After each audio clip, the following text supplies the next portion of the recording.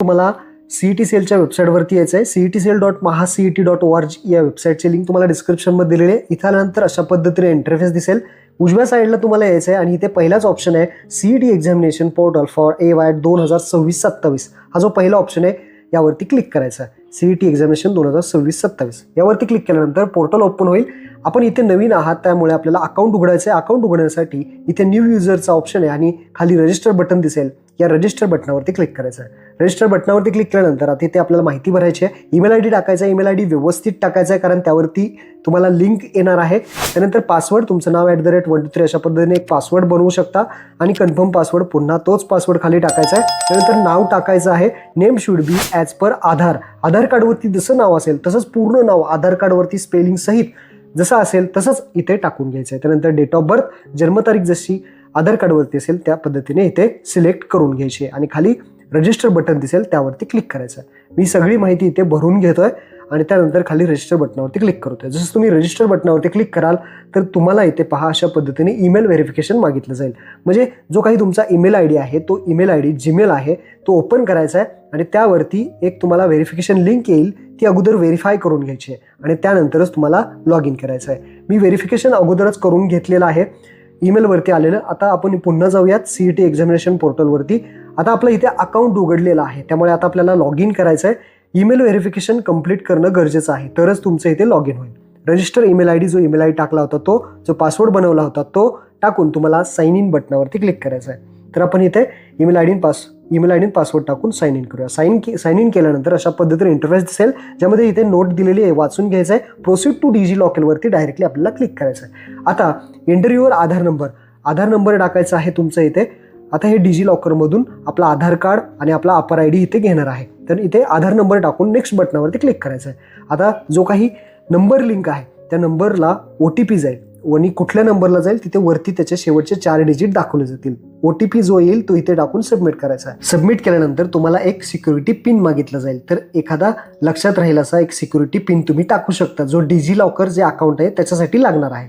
आणि जर अगोदर तुमचा अकाउंट असेल तर तुम्हाला पिन टाकायला विचारेल किंवा तुम्ही पिन माहीत नसेल तर फॉरगॉट सुद्धा करू शकता आणि नवीन पिन सेट करू शकता. 6 डिजिट एक कोणताही पिन टाका आणि डन करा.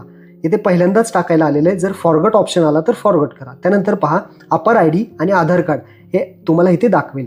इथे पहा या दोन्ही बॉक्सला टिक करायचे आहे. आधार कार्ड आणि अपर ID आधार कार्ड तुमचं सुद्धा अशाच पद्धतीने आलं पाहिजे. अपर ID जर काढला नसेल तर अपर ID अगोदर काढून घ्या नाहीतर तुम्हाला इथे ऑप्शन दिसणार नाही. तर लक्षात ठेवा अपर ID काढून घ्यायचा आहे त्यानंतरच ही प्रोसेस करायची आहे. आता इथे अलाव करायचे दोन्ही बॉक्सवरती टिक करून अलाव करायचे परमिशन द्यायची आहे. आता ते अपर ID आणि आपलं आधार कार्ड हे दोन्ही फेच करणार आहे आणि ते तुमच्या CETच्या याच्यावरती फॉर्मवरती ॲटोमॅटिकली येणार आहे. आता डॉक्युमेंट फेच झालेले आहेत तुम्ही इथे पाहू शकता. ॲटोमॅटिकली जे काही आपले डॉक्युमेंट्स आहेत ते 2 अपर ID आधार कार्ड ते इथे आलेले तुम्हाला दिसतील. इथे पहा सगळी माहिती ॲटोमॅटिकली आलेली आहे. आता click here to view and copy your APAAR ID हाचा एक बॉक्स आहे तो दिसेल. लक्षात ठेवा अपर ID काढला असेल तरच हा ऑप्शन दिसेल. त्यावरती क्लिक केलं की एक PDF येईल. त्या PDF मध्ये अपर ID असेल तो कॉपी करून तुम्ही इथे पेस्ट करू शकता किंवा कॉलेजमधून सुद्धा तुम्ही तो अपर ID तुमचा घेऊ शकता. याच्यामध्ये सुद्धा या बॉक्समध्ये या PDF मध्ये सुद्धा अपर ID आहे तो इथे खाली तुम्हाला टाकायचा आहे. आणि जर इथे व्यवस्थित तुम्हाला दिसत नसेल तर कॉलेजमधून सुद्धा तुम्ही घेऊ शकता अपर ID आणि हा अपर ID व्यवस्थित इथे टाकायचा आहे. तुमचाच अपर ID व्यवस्थित टाकून घ्यायचा आहे. त्यानंतर मोबाईल नंबर टाकायचा आहे. अपर ID टाकल्यानंतर पुढेच तुम्हाला मोबाईल नंबर टाकण्याचा ऑप्शन देण्यात आलेला आहे. तर मोबाईल नंबर टाकून घ्या. अपर ID टाकला मोबाईल नंबर टाकला त्यानंतर खाली मार्कशीटवरती जसं नाव आहे तसं टाकायचं आहे. तुमच्या 10वी किंवा 12वीच्या जे काही मार्कशीट असेल त्यावरती तुमचं जसं नाव आहे तसं टाकायचं आहे. अगोदर आडनावाने सुरू होत असेल तर अगोदर आडनावाने सुरू करून व्यवस्थित पूर्ण नाव टाकून घ्यायचं आहे. त्यानंतर तुमच्या फादर नेम वडिलांचं नाव जसं असेल तसं इंग्लिशमध्ये टाकून घ्या. त्यानंतर मदर नेम आईचं नाव तुमच्या मार्कशीटवरती जे आहे ते इथेच टाका. त्यानंतर जेंडर तुम्ही मेल आहात का फिमेल आहात ते इथे सिलेक्ट करायचं आहे. त्यानंतर रिलिजन तुमचा धर्म कुठला आहे. धर्म हिंदू मुस्लिम ख्रिश्चन शीख बुद्धिस्ट जैन पारसी अशा प्रकारचे ऑप्शन देण्यात आले. यापैकी एक सिलेक्ट करा. त्यानंतर रिजन म्हणजे तुम्ही कुठल्या रूरल का अर्बन शहरी का ग्रामीण एरियामधून तुम्ही येता ते तुम्हाला सिलेक्ट करायचं आहे. त्यानंतर मदर टंग तुमची मातृभाषा कुठली आहे तर जी काही तुमची मदर टंग आहे मदर टंग लँग्वेज मातृभाषा ते सिलेक्ट करायचे. नंतर नॅशनॅलिटी आपली इंडियन सिलेक्ट करायची आहे. फॅमिलीचा ॲन्युअल इन्कम वार्षिक उत्पन्न कितीमध्ये येतं तुमचं ते इथे उत्पन्नाच्या दाखल्यावर जसं असेल तसं सिलेक्ट करायचा, जो स्लॅब आहे तो सिलेक्ट करायचा. त्यानंतर मॅरिड आहात का अनमॅरिड आहे तो ऑप्शन सिलेक्ट करायचा. त्यानंतर परमनंट ॲड्रेस, ज्या ठिकाणी कायमस्वरूपी तुम्ही राहताय तो परमनंट ॲड्रेस तुम्हाला विचारला जाईल. ॲड्रेस लाईन 1 मध्ये टाकू शकता, ॲड्रेस लाईन 2 मध्ये टाकू शकता, ॲड्रेस लाईन 3, अशा 3 बॉक्स दिलेले आहेत, ज्यापैकी पूर्णपणे ॲड्रेस तुम्हाला फिलअप करायचा आहे, व्यवस्थितरित्या टाकून घ्यायचा आहे. त्यानंतर सगळा ॲड्रेस तुम्हाला टाकल्यानंतर स्टेट आपल्याला विचारलं आहे, तर महाराष्ट्र स्टेट आपलं सिलेक्ट करायचं आहे. जिल्हा, ज्या ठिकाणी तुम्ही राहताय, कोणत्या जिल्ह्यामध्ये राहताय, कोणत्या तालुक्यामध्ये राहताय, त्यानंतर कोणत्या गाव आहे तुमचं किंवा शहर आहे, व्यवस्थितरित्या जे काही परमनंट ॲड्रेस आहे ते तुम्ही इथे सिलेक्ट करू शकता. त्यानंतर जो काही पिनकोड असेल तुमच्या परमनंट ॲड्रेसचा तो पिनकोड इथे टाकायचा आहे. त्यानंतर अल्टरनेटिव्ह मोबाईल नंबर पॅरेंट्सचा वगैरे तुम्ही इथे टाका. त्यानंतर same as a permanent address, वरचा ॲड्रेस बरोबर असेल तर same as a permanent address करू शकता किंवा वेगळा रेसिडेन्शियल ॲड्रेससुद्धा टाकू शकता. त्यानंतर खाली या अदर डिटेल्सवरती या. त्यानंतर domicile in the state of Maharashtra, तर आपल्याला येस करायचं आहे. महाराष्ट्रामध्ये राहतोय, आपल्याकडे डोमासाईल आहे तर येस करायचं आहे. नंतर मायनॉरिटी कॅटेगरीमध्ये येत असाल तर येस करा, मायनॉरिटीमध्ये येत नसाल तर नो करा. त्यानंतर are you person with disability अपंग असेल तर येस करा, अन्यथा नो करा. त्यानंतर SSC इक्विव्हॅलंट पासिंग इयर, 10वी तुमची कधी पास झाली त्याचं वर्ष सिलेक्ट करा. त्यानंतर 10वीला किती पर्सेंटेज पडले ते पर्सेंटेज इथे टाकायचे. त्यानंतर 10वीला कुठलं बोर्ड होतं तुम्हाला, ते बोर्ड तुम्हाला इथे सिलेक्ट करायचं. त्यानंतर SSC जे काही 10वीला तुमचं बोर्ड होतं त्याचं स्टेट, जे राज्य कुठलं होतं शाळेचं, तुमच्या जे शाळा आहे त्या शाळेचं राज्य कुठलं ते राज्य सिलेक्ट करा. त्यानंतर 12वीला आता तुम्ही 12वी शिकत असाल तर येस करायचं आहे, ॲपेरिंग असाल तर येस करा, अन्यथा तुमची 12वी झाली असेल तर नो करायचं आहे आणि 12वीची सगळी माहिती पर्सेंटेज वगैरे द्यायची आहे. आणि आत्ता जर शिकत असाल तर इथे येस करायचं आहे, 12वी शिकत आहात तर येस करा आणि सेव्ह करा. सेव्ह केलं की डाटा अपडेट सक्सेसफुली सगळे अपडेट झालेली आहे तुमची माहिती. आता आपल्याला CET रजिस्ट्रेशन जो पहिला ऑप्शन आहे, हा पहिला बॉक्स आहे, त्यावरती क्लिक करायचं आहे. जसं तुम्ही पहिल्या बॉक्सवरती क्लिक कराल तर इथे पाहू शकता तुम्ही आता अशा पद्धतीने भरपूर CETचे ऑप्शन तुम्हाला देण्यात आलेले आहेत. आपली पहिली आहे MST CET 2026, 12वी नंतरची जी CET आहे. तर MST CET 2026 हा जो पहिला बॉक्स आहे त्यावरती क्लिक करायचा. पहिल्या बॉक्सवरती क्लिक केल्यानंतर आता तुम्ही जी काही माहिती भरलेली असेल ती काय माहिती आहे ती ॲटोमॅटिकली येईल आणि काय माहिती ते तुम्हाला भरावी लागेल. आता काय माहिती आपल्याला भरायची आहे ते आपण पाहूया. तर पहिला जो बॉक्स आहे ते MST CET 2026 वरती क्लिक करा. जो मोबाईल नंबर तुम्ही दिलेला आहे त्यावरती OTP पाठवण्यात येईल आणि तो OTP तुम्हाला टाकून व्हेरीफाय बटनावरती क्लिक करायचा. तर आपल्याला इथे OTP आला, आपण OTP टाकूयात. OTP टाकल्यानंतर खाली व्हेरीफायचं बटन तुम्हाला येईल, पहा. आणि आता व्हेरीफाय करूयात. व्हेरीफाय झालेलं आहे. व्हेरीफाय झाल्यानंतर आता अशा पद्धतीने जो फॉर्म आहे, ॲप्लिकेशन आहे ते ओपन होणार आहे. याच्यामध्ये तुम्हाला फीज वगैरे कशी राहील, फीजचं स्ट्रक्चर यावर्षी बदललेलं आहे. फर्स्ट अटेम्प्टसाठी कमी फी आहे, 2 अटेम्प्टमध्ये एक्झाम देत असाल तर जास्त फीज आहे. ते पुढे सुद्धा मी तुम्हाला सांगेल ते फॉर्म भरताना. तर अशा पद्धतीने PCM और PCB ग्रुपसाठी 1300 रुपये जे आणि 2600 रुपये अशा पद्धतीची वेगवेगळी फी आहे ते तुम्हाला इथे दिसेल. त्यानंतर आहे टर्म्स अँड कंडिशन्स ॲक्सेप्ट करून प्रोसीड टू कंप्लीट फॉर्मवरती क्लिक करायचं. तर इथे आल्यानंतर पुढे पहा, इथे पहा, आता सगळी माहिती ॲटोमॅटिकली इथे फिल झालेली दिसेल. ॲटोमॅटिकली माहिती आली. इथे फक्त आपल्याला डोळ्यावर इथे एक नजर टाकायची आहे. सगळी माहिती एकदा डोळ्यांनी नजर टाका, सगळी माहिती बरोबर आहे का पहा, काही वाटलं तर याच्यामध्ये चेंज करा. सगळी माहिती बरोबर असेल तर सेव्ह आणि प्रोसीड करा. त्यानंतर ॲड्रेसची माहिती येईल, ज्यामध्ये सगळं ॲड्रेस वगैरे बरोबर आहे का, करस्पॉन्ड ॲड्रेस बरोबर आहे का, सगळं बरोबर असेल सेव्ह अँड प्रोसीड करा. सेव्ह अँड प्रोसीड केल्यानंतर पुढे येणार आहात. पुढे आल्यानंतर आपल्याला डोमासाईल अँड कॅटेगरी डिटेल्स विचारले जातील, जे तुम्ही मागेच तुम्ही भरलेली आहे, ही बरोबर आहे का एकदा चेक करा. त्यानंतर ऑर्फन इन्फॉर्मेशन, ऑर्फन अनाथ आहात का, अनाथ जर तुम्ही असाल तर येस करा, अनाथ नसाल तर नो करा.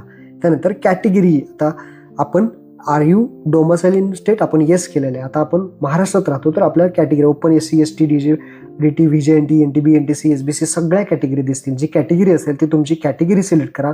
तुमची जी काही जात असेल ती जात इथे तुम्ही निवडू शकता, जी कास्ट आहे ती. आता तुम्ही जर कास्ट निवडली, जर तुम्ही कास्टमध्ये येत असाल तर तुमच्याकडे कास्ट सर्टिफिकेट आहे का असं विचारलं जाईल.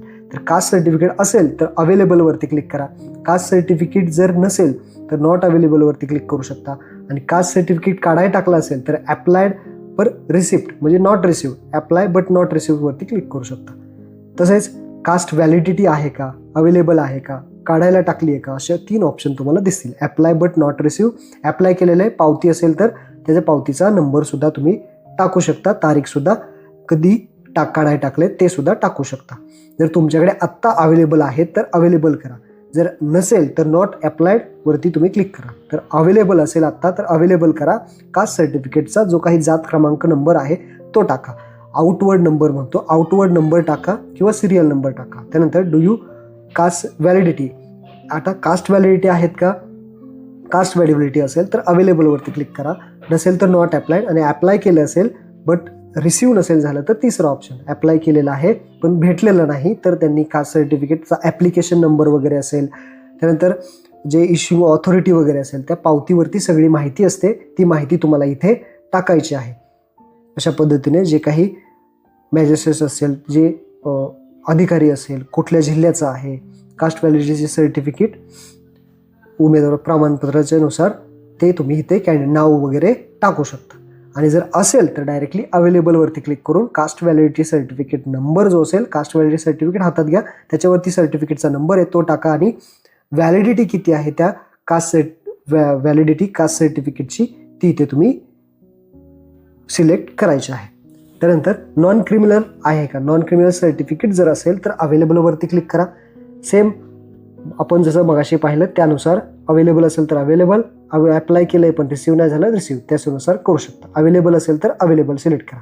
त्यानंतर मायनॉरिटी इथे काही करायची गरज नाही, नो आपण केलेलं आहे. त्यानंतर खाली सेव्ह अँड प्रोसीड बटनावरती क्लिक करा. सेव्ह अँड प्रोसीड बटनावरती आपण इथे क्लिक करणार आहे. सगळी माहिती आपली इथं आता भरून घेतलेली आहे.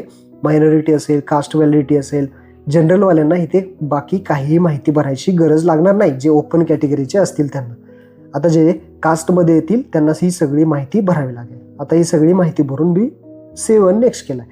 सेव्ह अँड नेक्स्ट केल्यानंतर आता क्वालिफिकेशन डिटेल्स विचारले जातील. इथे आता 10वी आणि 12वीची माहिती येईल, ज्यामध्ये SSC 10वी कधी उत्तीर्ण झाला, त्यानंतर किती टक्के पडले, बोर्ड कुठलं हे एकदा चेक करून घ्यायचं. हे अगोदर आपण भरलेलं आहे. आणि HSC म्हणजे 12वीचं, 12वी आत्ता तुम्ही जर शिकत असाल, आत्ता 12वीमध्ये असाल तर येस केलेलं आहे. आणि तुम्हाला फक्त इथे स्ट्रीम विचारली आहे, तुम्ही कुठल्या साईडने आहात, science, diploma in engineering, vocational असेल, अदर असेल, हे फक्त स्ट्रीम तुम्ही इथे सिलेक्ट करायचे आहे. येस केलं असेल तर तुम्हाला हे ऑप्शन येतील. जर नो केलं असेल तर तुमचे पर्सेंटेज वगैरे टाकलेले ज्यांची 12वी झालेली आहे त्यांना इथे माहिती येईल. ही सगळी स्ट्रीम वगैरे सिलेक्ट करून I have read and understood the eligible सर्टनशियल जे ॲक्सेप्ट करायचे आहेत आणि सेव्ह अँड प्रोसीड बटनावरती क्लिक करायचं. जर तुम्ही सेव्ह अँड प्रोसीड बटनावरती क्लिक कराल तर जे आपले 10वी आणि 12वीची जी माहिती आहे ती इथे सेव्ह होणार आहे. आता आपण पुढे जाणार आहोत, ज्यामध्ये एक्झामिनेशन डिटेल्सची माहिती आहे ती आपल्याला फिलअप करायची आहे. एक्झामिनेशन डिटेल्समध्ये आपल्याला एक्झाम सेंटर सिलेक्शनला विचारलं जाईल. आता इथे व्यवस्थित नीट लक्ष द्या. इथे विचारलं जाईल select the group you want to appear for. जो तुमचा ग्रुप आहे, कुठल्या ग्रुपसाठी तुम्हाला एक्झाम द्यायची आहे, PCMसाठी द्यायची आहे का PCBसाठी द्यायची आहे का PCM दोन्ही ग्रुपसाठी द्यायचे. जर दोन्ही ग्रुपसाठी द्यायची असेल तर PCM अँड PCB सिलेक्ट करा.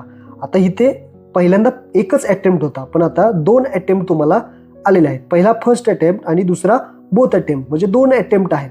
फर्स्ट अटेम्प्टला फी कमी आहे, बोथ अटेम्प्टला फी दुप्पट होती. ही गोष्ट लक्षात ठेवा. बोथ अटेम्प्ट म्हणजे तुम्ही 2 वेळा एक्झाम इथे देऊ शकता, ही गोष्ट लक्षात ठेवा. आणि फर्स्ट अटेम्प्ट म्हटलं की तुम्हाला एकदाच एक्झाम इथे द्यावी लागेल, अशा पद्धतीचं ऑप्शन आहे. त्यानुसार तुम्ही इथे ते ऑप्शन सिलेक्ट करा. त्यानंतर क्वेश्चन पेपरची लँग्वेज विचारली जाईल, ती लँग्वेज इथे सिलेक्ट करा. त्यानंतर आपलं स्टेट महाराष्ट्र आणि एक्झामिनेशन सेंटर, तुम्हाला कुठले कुठले सेंटर हवे आहेत. आता त्यासाठी तुम्हाला 4 ऑप्शन देण्यात आलेले आहेत. ते प्रेफरन्स तुम्ही देऊ शकता, ज्यामध्ये पहिलं प्रेफरन्स देऊ शकता, दुसरा प्रेफरन्स, तिसरा आणि चौथा अशा प्रकारचे प्रेफरन्स देऊ शकता. तिथे एक्झामिनेशन सेंटर तुम्हाला येतील. पहिल्या 2 मध्येच जास्त करून एक्झाम सेंटर येतील. तर व्यवस्थितरित्या जे काही एक्झामिनेशन सेंटरचे प्रेफरन्सेस आहेत ते तुम्हाला प्रेफरन्सेस इथे सिलेक्ट करायच्यात. तर अशा पद्धतीने इथली माहिती भरायची आहे. तर व्यवस्थितरित्या माहिती भरा. त्यानंतर खाली कॉम्प्लिमेंटरी टेस्ट काउंट आहे, ते ॲटोमॅटिकली इथे येईल. इथे काहीही करू नका, आहे तसं ठेवा. I have read understood disclaimer वरती क्लिक करून सेव्ह अँड प्रोसीड करा. बाकी आपल्याला टेस्ट काउंट आहे त्याचं काही करायची गरज नाही. सेव्ह अँड प्रोसीड केल्यानंतर डॉक्युमेंट अपलोड करायचे आहेत आता, ज्यामध्ये फोटो आणि सिग्नेचर अपलोड करायचे आहे आणि फोटो आयडेंटिटी प्रूफमध्ये आधार कार्ड अपलोड करायचे आहेत. हे 3च फक्त आपल्याला डॉक्युमेंट अपलोड करायचे आहेत, फोटो, सिग्नेचर आणि आधार कार्ड खाली. तर इथे फोटो अपलोड करायचा आहे किंवा लाईव्ह फोटोसुद्धा तुम्ही काढू शकता डायरेक्टली. तर 20 KB ते 5 KB याच्यामध्ये अपलोड करायचा आहे कलर फोटोग्राफ, जे JPG, PNG या फॉर्मॅटमध्ये असावा, तो इथे तुम्ही अपलोड करा. 20 KB ते 5 KB. आणि सिग्नेचर आहे ते 10 KB ते 2 MB या साईजमध्ये JPG किंवा JPG PNG फॉर्मॅटमध्ये अपलोड करू शकता. इथे सिग्नेचर अपलोड करायचे आहे. आणि पुढे ID प्रूफमधून तुम्ही सिलेक्ट डॉक्युमेंटमध्ये इथे ऑप्शन भरपूर आहेत. पॅन कार्ड आहे, वोटर ID आहे, बँक पासबुक आहे, आधार कार्डची कॉपी आहे.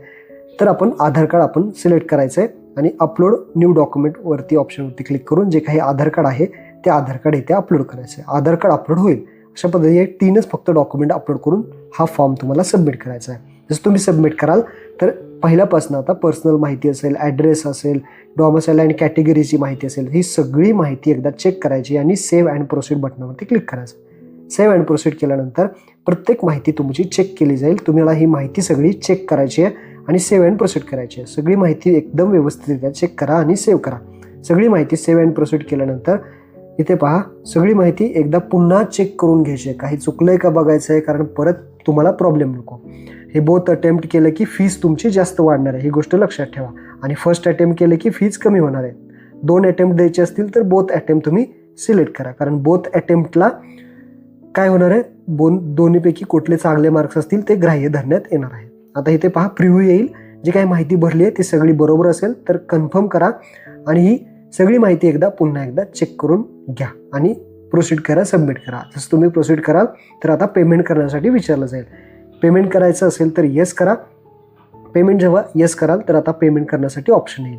इथे तुम्हाला सगळी माहिती दिसेल. आता मी दोन्ही ग्रुप सिलेक्ट केलेले आहेत आणि दोन्ही अटेम्प्ट म्हणजे 2 अटेम्प्ट देणार आहे. त्यामुळे फीज पहा 4000.